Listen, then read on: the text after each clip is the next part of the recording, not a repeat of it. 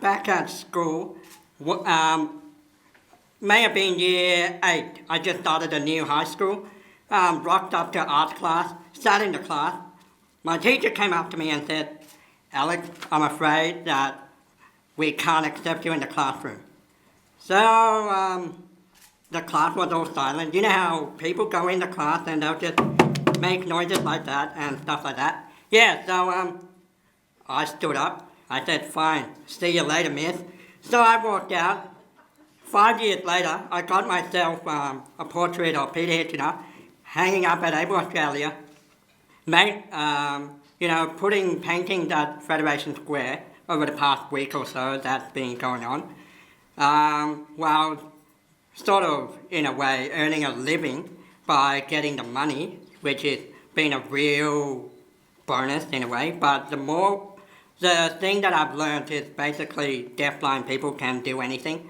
For those of you who are basically giving me questionable looks on how a deafblind person paints, I will do my best description, as Graham mentioned, that it's very important to describe how things work and what they look like.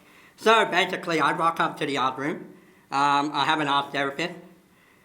There's now 2 at Able Australia, either Tess or Ellen. So depending on who I have, they would be in there already mixing up the paint, mixing the colours. And I would be there thinking to myself what on earth I want to paint today. Say, for example, I want to paint this room. So basically, we'll not really talk because I tend to argue a lot. So we'll argue over what size canvas I want. And then basically we'll discuss what colours I want. And also which section of the canvas to start off with. I hope that's the best description I can give you. Secondly, I also been part of the Recreational program, as mentioned, with Able Australia for just over 5 years now. And they have provided a group of deafblind people with the best experiences either weekday or on a weekend. My first painting turned out to be just like a beach and having sharks swimming in between.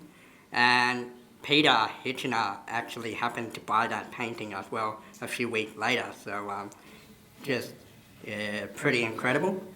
In summary, Able Australia is like a fantastic organisation.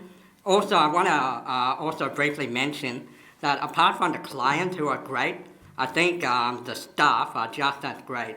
The fact that you can actually mix in with the chief executive of an organisation is really a cool experience, and I'm talking about UK. And also to be with, get this right, to be with the deputy guy in line, Ed, who's been a great MC today. You know, a few months ago, just to be at the MCG at a rugby league state of origin game with Ed, a pretty cool experience.